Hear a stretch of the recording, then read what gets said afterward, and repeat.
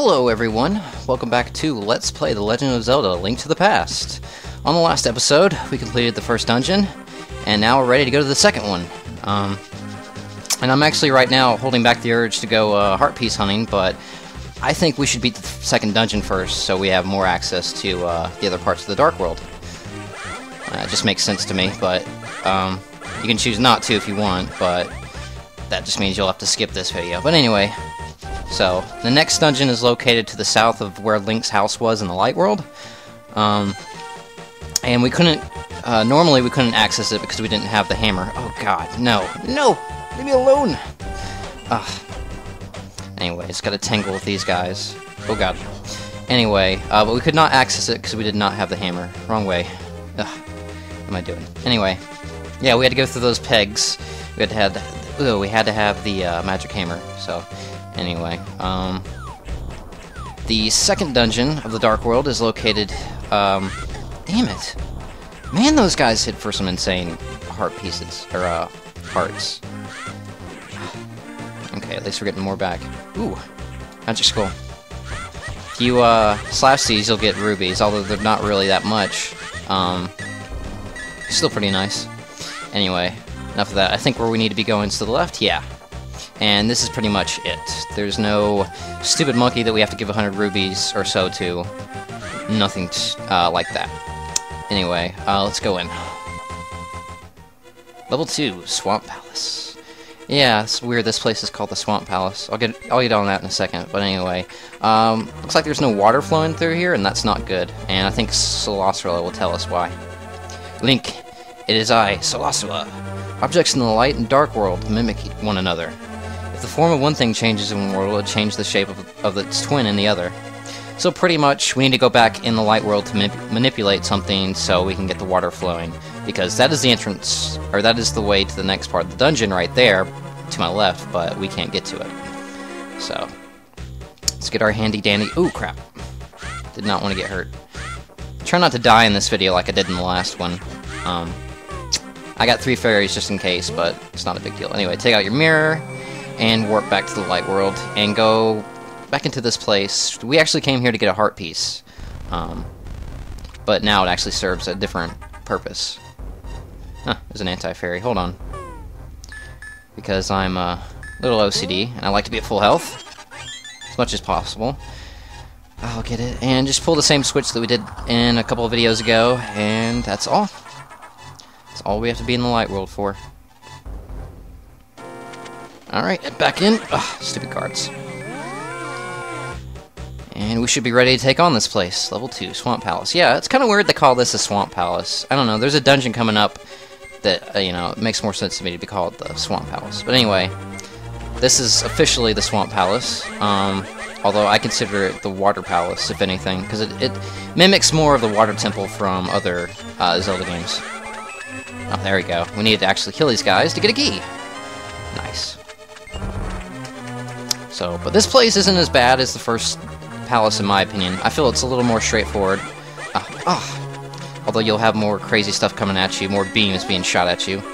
Yeah, get your bombs out and bomb this place. I can't remember what this leads to. I think it's looks like rubies or a key? No, it's the map. Got the map, blah blah blah, very nice. Oh yeah, and those things, I don't think we've seen those before, or have we? I can't remember. Those blobs, which don't really give you much, and kind of an annoying obstacle, but they're not bad. And as you see, we need another key, so let's look around. I believe, yeah, this pot.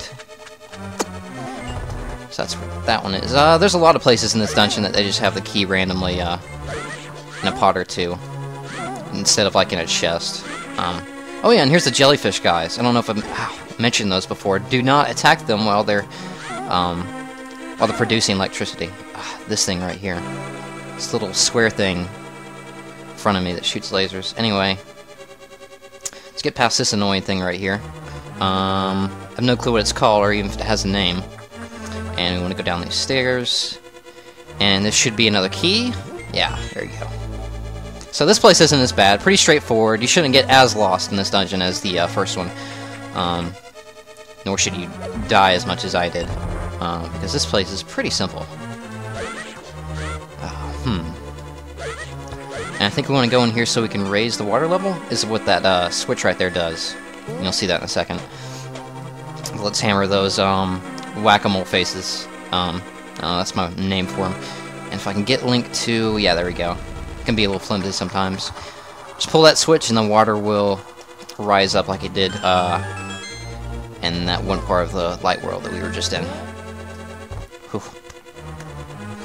Anyway, another bomb section, another wall section of bomb, I should say. Don't think there's anything over here, just rubies and bomb. Okay.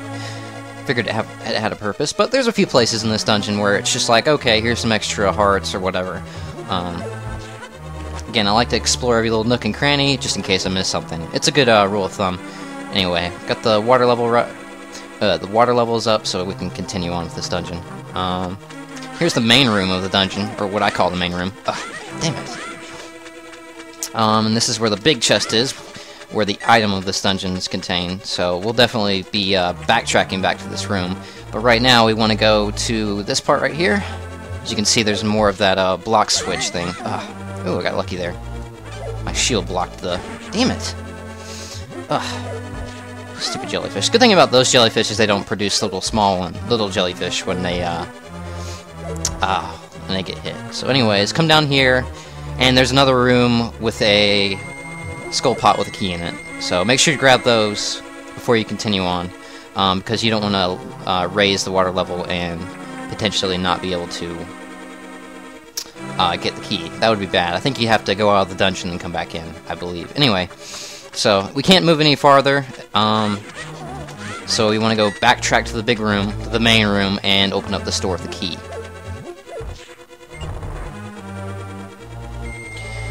And just get rid of these enemies in here. I'm trying to conserve as much health as I can. Try not to lose a fairy. Not that it's a big deal, but it just annoys me when I have to die. Alright, pick up your boomerang and lower these blocks and push another one of these floodgate switches. I think that's a good term for them. And what you want to make sure you do, oh, I thought I was going to get hit there, is hit the switch again and turn the blue blocks up again. And you can see you can't go... yeah, you can't go down here. You want that to happen. You actually want to backtrack and go back to the main room and make your way around. And you'll see why in a second.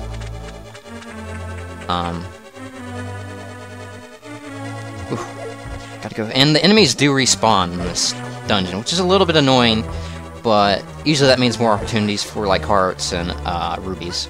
Anyway, but you need the water raised so you can get past these blocks. Let's see what's in this pot. No clue if it's important. Nope. More of these blobs. Ow. Anyway, so not a bad dungeon. I actually like it. Compared to the... dang it! Right when I swing. Compared to the Dark Palace, I feel like this place has a theme, whereas the Dark Palace just kind of doesn't. Watch out for these blue water blobs that come out. There's no way to get rid of them permanently, they just keep spawning. Is there nothing? It's weird. Anyway. I actually want to be heading to the left, and we can't raise the water here, but we can move these blocks. And that's where we want to be heading. So, and upstairs, and up here... whew, we'll be just... another one of these rooms where we started. Good place to stock up on some hearts. Just avoid enemies as much as possible. There's nothing in this room, really.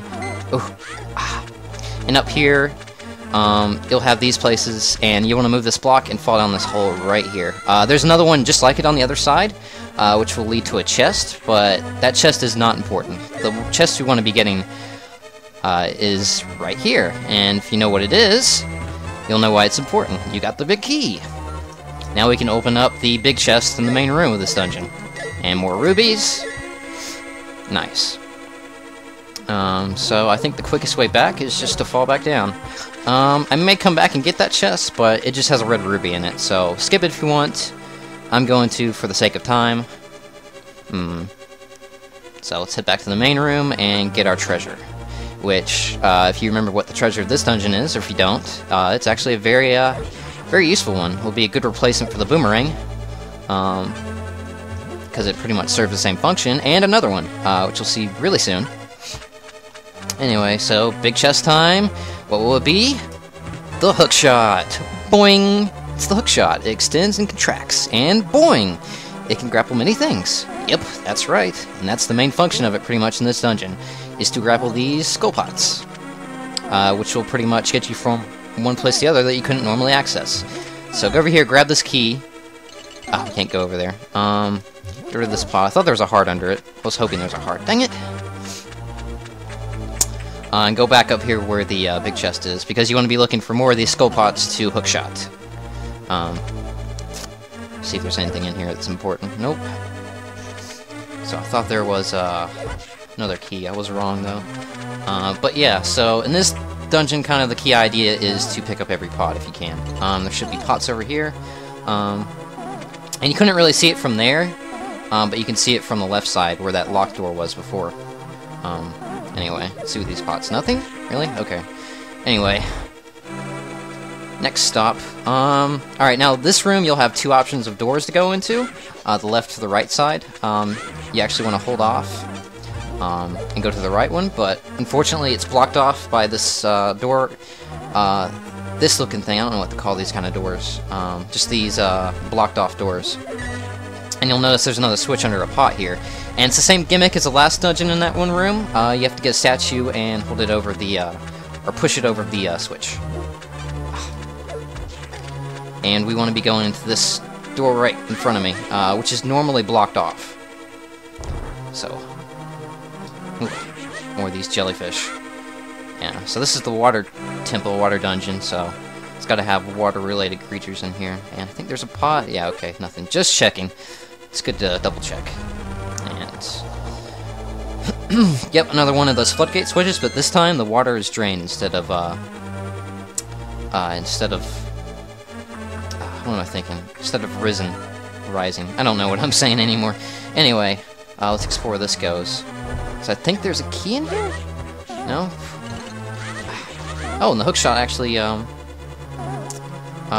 stuns him this time. That's good. I don't think the boomerang did before. I think it just, like, slightly hurt him? Dang it. Yeah, let's get out of this room. I don't think it serves a purpose here. I think we want to be going... dang it. See, I think those fire pillars, those things that keep moving around the floor, I think they move in a kind of an erratic pattern, so they can be kind of annoying. Down here, I don't believe there's anything important in these chests, but I'm going to get them anyway. Red ruby, and I think another red ruby. Yeah, there we go. Again, nice to have some more rupees, but not really necessary. Let's travel through here. I think this was... yeah, this is where the water was drained before. Which is good, so we're right on track. Dang it, these stupid things. I have no clue what they're called, but... So, now we're presented with a room with a bunch of waterfalls. Ow. And those things? Dang it. Ow! I don't want to die. Anyway, to the left there's a room like this. Try not to get yourself killed. There's no hearts in here? Really? Okay. Well, if I die, no big deal. I hate dying on camera, but that's okay. You actually want to go to this waterfall right here and move into it. It's kind of a trick to make you think it's a dead end. Ah, dang it. Thought I'd have a little bit of space. Oh well.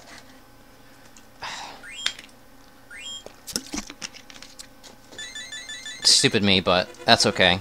We have two more. The boss of this dungeon shouldn't be a problem, so even if I didn't have a fairy, I should be okay. So, alright, we're almost to the end of this, and I don't think we've gotten the compass. It's weird. Usually I try to go for it, but, you know, I don't care at this point. This dungeon's really not that difficult to figure out. And now we have one of these sections where this is a current of water. Ow, you son of a... Oh yeah, and Link can dive, and you can see a sprite, which is pretty nice. Ow! I'll try to not get hit by this. The annoying little mechanic in this friggin' dungeon is these guys right here, you can't do anything about them once they're right there, so you're just gonna have to fall down and take the hit. Which is so annoying. Let's go over here and bomb this part of the wall. I think this leads to more skull pots with hearts. Not 100%, but I think so. Yeah, because we saw it before when we were coming up to this level of the dungeon. And yeah, so they're going to replenish our hearts and magic, which you don't really need magic in this dungeon, as far as I'm aware. So it's kind of weird they give you that, but you know, more hearts is always a good thing. Anyway, so we're ready to take on the boss of the dungeon. I wonder what it'll be this time. A little suggestion before you head in, switch to your hookshot. Typically, the boss of the dungeon will require whatever item you got in the dungeon. So anyway, I can't remember this guy's name off the top of my head. It's a giant eyeball with these things. This is stage 1 of the fight. He'll have these little puff balls around him, protecting him. And what you want to do is take your hookshot and just hookshot the little balls and swing at them with your swords until they die. And all he's going to do is move around the floor and spin his little puff balls in a circle. But that should be easy to avoid unless you're not paying attention and being careless. So this is all you got to do for this stage of the fight. The next stage of the fight will actually be doing damage to the actual... you got back too quick. If you take your time destroying these little puff balls, they will return to the giant eye creature. Man, I wish I could remember what his name was off the top of my head, but I can't. Anyway. Alright, one more to go, and this guy will enter his next stage. Alright. Well, that's weird. Oh, okay. Alright, so now he'll start jumping up and down the floor, and he'll start moving in kind of a diagonal pattern, so it's really predictable. What you want to do is hold out your sword and do a spin slash. Ow, he landed right on top of me. Ow, that wasn't right, he hit me in midair. Yeah, and pretty much do your spin slash and keep hitting him until he's dead. Again, this boss is so much easier than the Dark Palace one in my opinion, so you shouldn't have any trouble. I didn't even die this time, which is good. And we got our next piece of heart, so we're up to 12, and we can claim our second crystal. Awesome. This one, that was pretty quick. I don't know how long we've been recording. About 17 minutes? That's pretty good. Pretty quick dungeon. Alright. Link, thanks to you I was able to escape from the clutches of evil. Thank you. Now we have more slow scrolling text. The Triforce will grant the wishes of whoever touches it, as long as the person lives. That is why it was hidden in the Golden Land. Only a select few were told of its location. But at some point that knowledge was lost. The one who rediscovered... annoying. The Golden Land was an evil thief named Ganondorf. Luckily, he couldn't figure out how to return to the Light World. Well, remember that you have magical powers, which only the hero can make use of. There are some other magical warping points like the one you saw on Death Mountain. Yeah, now they're kind of giving us little tips about where to go. By using them, you can go between the two worlds and find the evils hidden in the Dark World. You are the only one who can destroy Ganondorf the Thief. No. Ganon, the evil king of darkness. Do you understand? Yes, I am not going through that text again. May the way of the hero lead to the Triforce. Alright, swing! We are done with the second dungeon. So, and that was pretty quick too. I didn't expect to get done that early, but anyway, now we can, now that we have the hookshot, we can actually access another part of the Dark World, and we'll actually be going to the top left corner of the world, of the overworld. So, anyways, but I think that's good enough for this episode. On the next one, we will actually do some heart piece hunting. And get a few other miscellaneous items. And maybe, just maybe, we'll start on the next dungeon.